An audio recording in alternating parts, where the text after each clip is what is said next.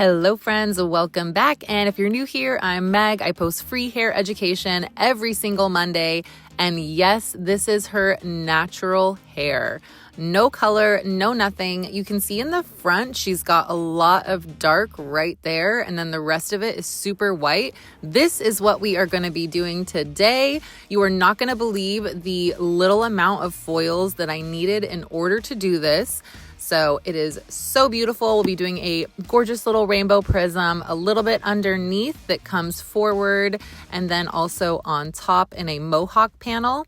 But it is going to be such a simple placement for such a big effect. So if you look under here, she has a lot of dark, which is a little different. Usually around the face and around the hairline, it will be lighter, but she has dark around both of the hairlines underneath and on top. So first I'm going to spray her down with some water that is going to open up the cuticle of her hair so that I can go in right here with my K18 Molecular Repair Hair Mist. And that is going to keep her hair really nice and healthy through this lightening process and start to repair it before we even get started. Now, even if her hair wasn't dark around the hairline, we would still have to use some lightener to bump the cuticle open a little bit in order for the semi-permanent color to take. Because if you just have naturally silver or even naturally blonde hair and you use semi-permanent color, it's not going to stay. It's just going to wash right out. But you can see I'm taking these really fine sections and I am doing my teasylights. It's a little blurry, but I promise it'll get better. And I am just super saturating these sections with my Danger Jones lightener.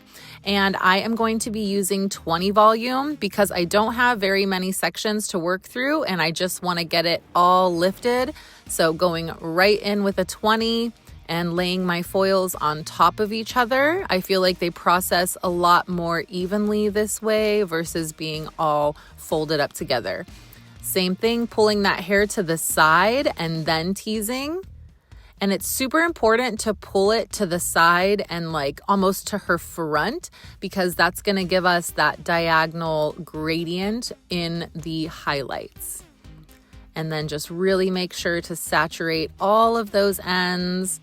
I am like really piling on that lightener. You do not want to undersaturate when it comes to long sections and just lightener in general, which is also why it's really good to have the board to paint on and also having those fine sections. But you can see how little that is, pulling it to the side and forward, holding it really nice and tight and painting down. Now I am using a coup board for this one since I do have teasylights. The coup board has that little comb on it, so it holds those teases back and out of the way. If I wasn't doing teases, I would just use a standard board. It's just so much easier to saturate and paint when you have something hard behind that foil. And same thing, folding it up and just doing a few over here and then doing the same thing on the other side. Teased it up, really fine section, and saturating. So I'm really only doing a few under here and it is going to have such a big effect. But the reason that I am going under here, not just so that when she pulls her hair up, you'll see rainbows, the hair underneath right at the hairline at the nape, those become a part of your money piece. So when the hair goes forward, if they have a lot of darkness under there, you're going to see that in the front of the hair when they pull it forward. So always remember that these hairs underneath are super important and they definitely will be seen a lot and they will blend in with whatever your money piece is. So take that into consideration. Even when I am doing a partial on somebody, if their underneath is really grown out, I will most likely throw just a few foils in on the bottom just so that it looks good when they put their hair up or pull it forward. Now you can see I barely did any foils down there, just a few on each side. And now I am just going to take these nice big sections right across her part line, doing a tease, and it is again very, very fine section. And I'm just gonna go right in with the foil because I have her head to paint on, moving all of my teases out of the way, and then you can kind of stick the comb in there to keep it away. And then once again, I am just really saturating. And I'm using the Framar Big Daddy foils right now because it is a really wide section, but this is gonna be so much easier just doing like a handful of foils across her part line versus going and doing a mohawk section and taking like the horizontal slices from her forehead, if that makes sense. It's gonna be way easier to do the vertical ones like this. So what I recommend is asking your client where they part their hair and then go off about an inch on each side. So that way, even if their part moves a little, it's all covered. So I'm really only doing like about a 2.5 inch section all together if you take all of those vertical foils. But you will see I am just gonna do the exact same thing. Take a little slice and leave it out, and then take another slice and tease it. And this is going to help keep it looking really natural as well. Move that in so you can see a little better, and really saturating once again. Now, like I said, even though the hair is already really silvery and white in some parts, there are parts that are dark, and we still need to open up the cuticle, like I said, on that silver hair in order for the semi-permanent color to stay. So if anybody has ever tried putting semi-permanent color on silver hair, you know that it does not last very long. But I am doing the exact same thing here, taking my nice big vertical sections. Well, I guess they're horizontal depending on how you're looking at the head, but just straight across the part line from the front to the back. Leaving out a slice and then teasing my painted slice. And I'm still just using the 20 volume developer. I don't have to go and hit the roots or anything, but I am gonna be opening up the foils and making sure that everything is saturated. I just like to do that. I am not the kind of person that walks away from a foil once I finish. I am always opening them and checking them, pulling them. So I don't know, some people maybe don't do that, but I am constantly pulling foils when they are done so that the hair doesn't over process. And then I know that everything will be perfect. But doing the exact same thing here, getting all those teased hairs out of the way. Got my big old foil, and then I can paint in my lightener.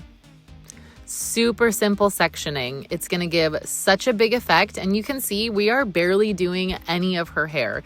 She has so much hair that is still untouched, and it's going to look like we did the entire head. Now, if I wanted to do highlights from her forehead all the way back to her crown, like I'm doing, going the opposite direction, it would take me so many more foils. So once again, really easy and really great time saver just to get those top sections done. This is also if you have somebody who maybe booked a partial and then they're on a time crunch and don't really understand how much time they need. This is another great option to get a lot done without actually doing a lot. But we are just gonna do the same thing here, getting the teases out of the way and saturating all of that hair. I'm also using the Power Painter brush. I really like these when I'm taking large sections because it's really easy to saturate everything. And we are almost done with our foiling. It is honestly such a simple placement with such a huge impact. And then I'm going on the other side and just doing that final foil over there, and we are done. Now for the front, I left out all those little dark pieces that are right in her money piece face frame hairline area because I want to get those all separately and I don't want to leave hair out like I was in the highlights up top. So I am just not leaving out any hair, and I am taking super fine sections and then just teasing it lightly. But this way, that hair up front is really bright, not leaving any slices out. Once again, just taking a thin one and teasing. So the only hair that's left out will be the little teases that are at the top of my section. and only have to do a few here. I just want to get all those dark hairs and really brighten them up. And you can see how much I saturate and how easy it is to saturate when I'm using that board. And I believe this might be the last one based on how small it is. And there we go. So that is all I am doing. Super simple, barely any foils, and we are gonna have such a big effect. So for my colors, I will be using Lovesick with a little Hustler for my pink. That is the Hustler, and just pouring it right on top of my Hustler, or my Lovesick, just a little bit, and then stirring it up. Now for the purple, I started with that little squirt of Lovesick. I'm gonna add a little Masquerade. This is the dark purple. And then after I do that, I'm going to add some of the pastel purple. So this is Exotica. And once again, it's like a pastel lavender. And I'm just gonna use that to lighten up my purple just a little bit.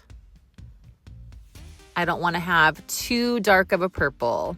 And then for my blue, this is Poolside with a little bit of Oblivion. Poolside is the pastel blue and Oblivion is a teal. I wanted a little deeper, so I always like to start with the light and add a little bit of dark if I can.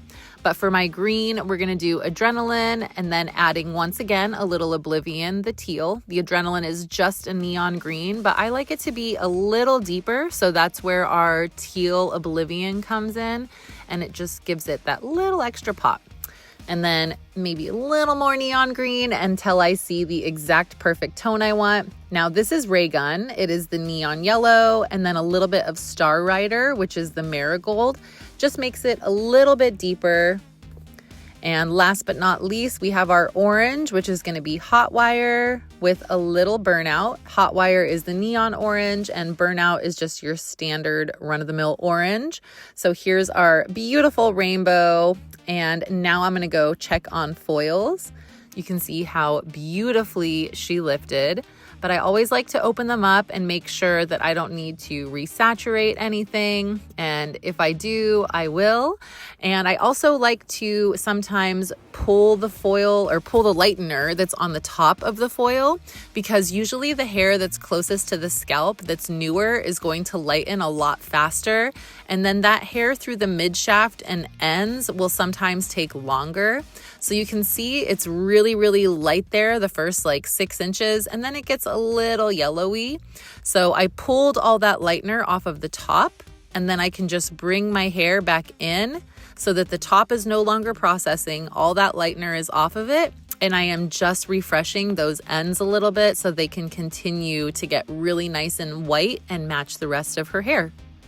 Doing the same thing over here. And I just like to do that and make sure that everything's good. And it's also a good time to brush out teases when something's done. So I will pull my foil and wipe the lightener off of it. You don't want to wipe really hard with the towel. I almost squeeze and then do like a mini pull, but you don't want to like tug on the hair with the towel at all. It might look like I'm tugging, but I'm really not. And then I'm just gonna go through, I'm kind of like squeezing it with my fingers to like get the, like when you're taking the moisture out of your hair, that's what you wanna do. And pulling through. And then I just like to get my wet brush and comb out all of the teases, and then it's ready to go when I wash it. And look how beautiful that is. It looks so natural. You can't even tell that she got highlights. It just blends perfectly with her other hair. And that is a raw lift with the Danger Jones lightener. It's amazing. Doing the same thing here, pulling the lightener off. And then I catch it with my foil. And you can see all that lightener that I am squeegeeing out of the hair. So all of that old stuff is coming off, and anything that's done processing can just be free. And now this is after I've washed her out. You guys didn't need to see any more of that. I am just gonna get her sectioned for our rainbows because now it's time for the fun part. So I am going to be using these little clear sheets. They don't make them anymore. I talked about it in another video, but they were these Color Track film sheets. I bought them on eBay for way more than I should have, but I needed them. But I am just going to be taking these almost vertical with a slight diagonal sections and pulling them toward her face. And I'm just gonna start painting in my rainbows. Now, the reason I like these clear sheets is because you can look underneath it and see if all of the hair has been saturated. So you really want to make sure that one, you're taking thin enough sections to work through, and two, that you can see on the other side that you've saturated everything. And the same thing, you can see how thin these sections are. And I'm just pulling them to the side and forward and right on top of my rainbow, using my comb to brush it in, and then painting right on top of it. So as you move through the back of the head, which you'll see, I do have another angle that you'll see when I move the camera, but the only thing that you have to change as you are doing it is the color at the root with each new section. So normally a section is so thin that I will have the same color at the base for two of them, and it's usually just a little bit each time. So if I started with pink and my next color was purple on my sheet, when I'm in the back of her head and I go through two sections, I'm going to be using orange before the pink. I hope that makes sense, but I'm a very visual person, so it'll be a lot easier when you can see it just a little better.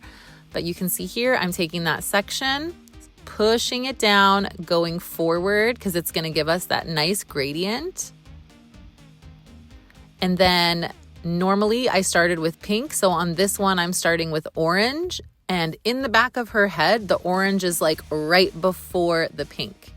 And then I just follow with every color.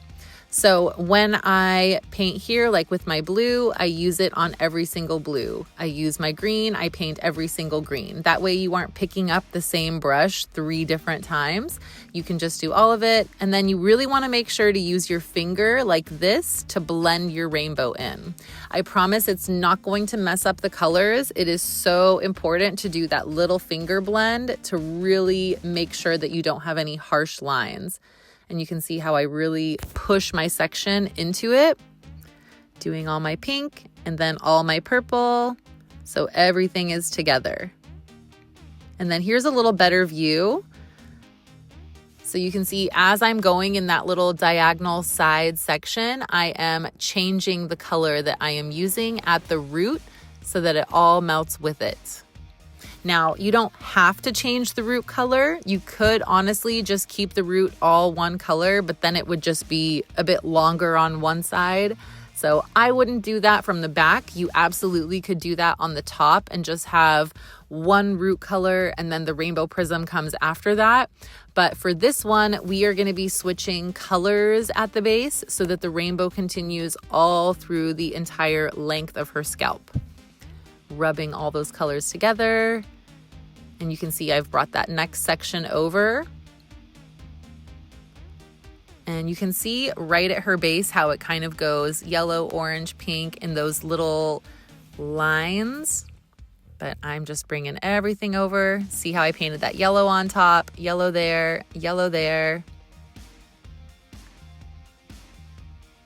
But now this way, everything has that beautiful gradient that falls together. And then on her base, you can see there's like the green and the yellow. So all of it is one big rainbow at the end. And now we are done with the back and we can start at the front. As soon as I rub all those colors together, do not worry about them bleeding. They will not. Once the semi-permanent color hits onto the hair, it encapsulates, and it will be fine if you lay another color on top of it or if you hit it with your fingers. So super important to blend. And now I'm just making sure that everything is really nice and dry, and I am going to section out our mohawk panel.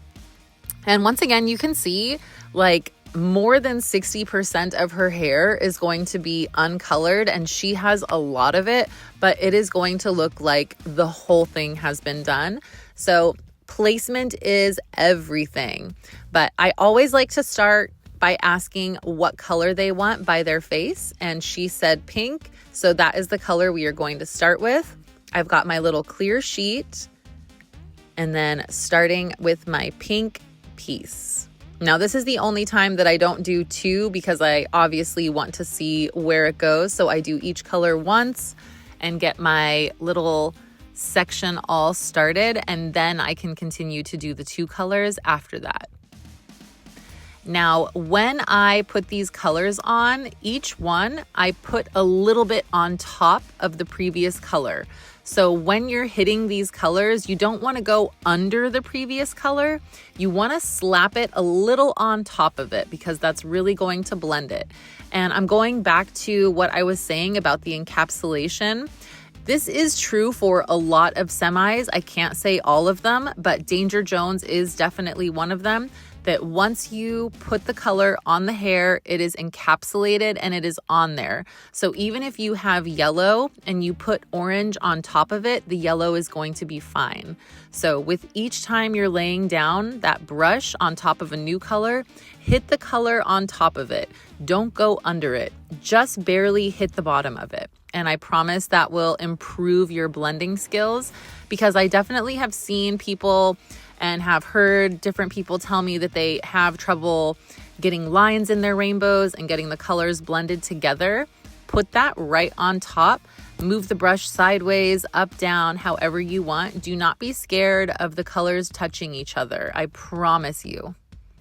And I'm doing the exact same thing as I did in the back, really fine sections and pulling it forward and laying it down flat with my comb. And then that's gonna help color the other side as well. Going in with my pink. Now I'm doing the same thing as I did in the back, how I have that little bit of orange behind the pink, because that is gonna be the next color in my rainbow. Because as it goes down the head, it goes pink, purple, blue. So the color before pink is orange. So I know that orange is gonna go up there. So the next couple sections that I pull forward are gonna start with orange on top. And then just make your way through. Every couple sections I like to do this rub so that I really know that my rainbows are blended. Same thing here, really fine section.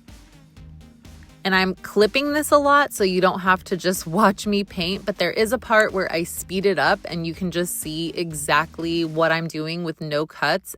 That way you can kind of see how many times I'm really tapping on each color, because I'm really trying to get a good blend here. So I'll tap it on going up and down. I'll go a little side to side. I will re-dip my brush into the color because saturation is so important. And like I said, tapping a little bit above the color that you had on top of it. Coming through, see how I did the side to side with that yellow? And again, coming in with our really fine section, pulling it forward. And I really push it down on there because I want it to get saturated on the other side and I want it to be really nice and smooth. If it is not all smooth and brushed out, you're not going to have that perfect gradient rainbow.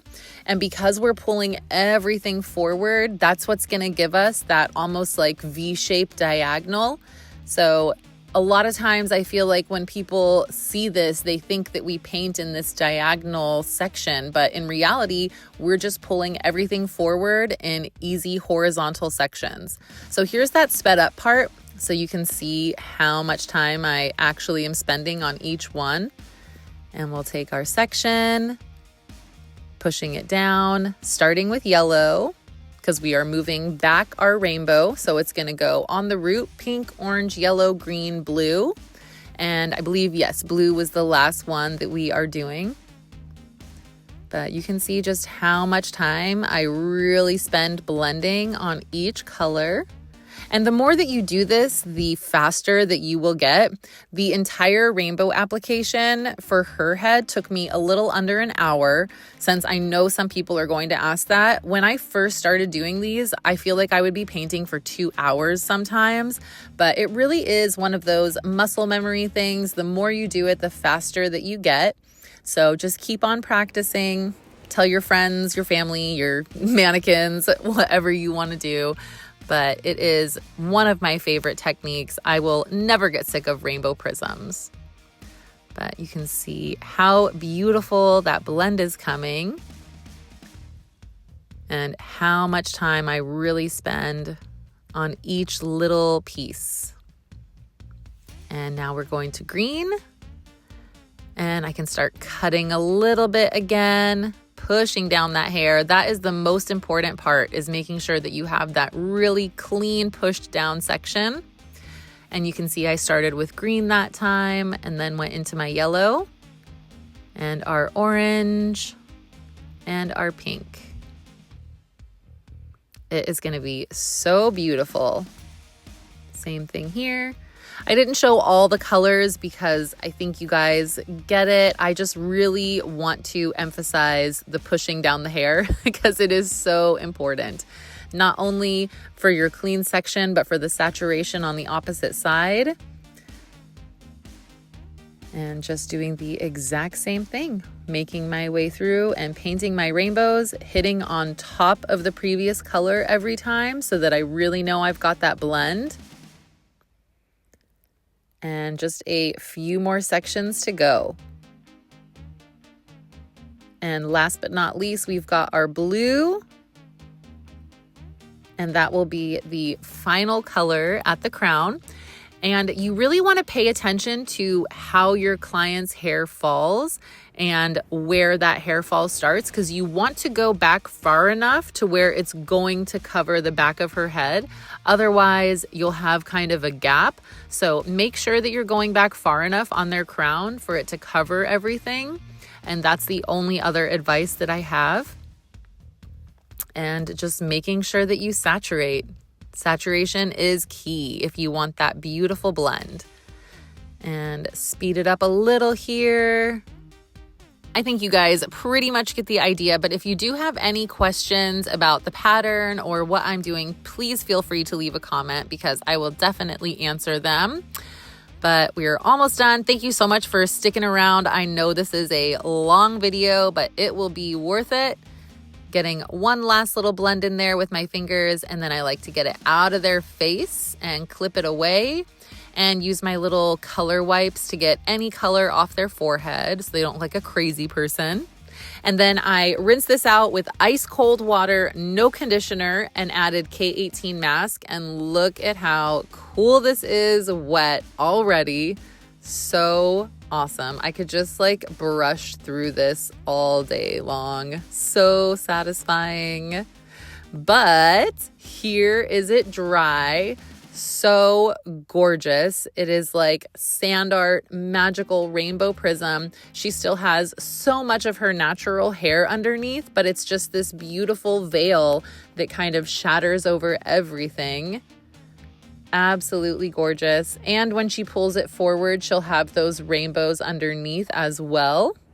Had to get just a couple videos of it straight, and then we went back inside and curled it.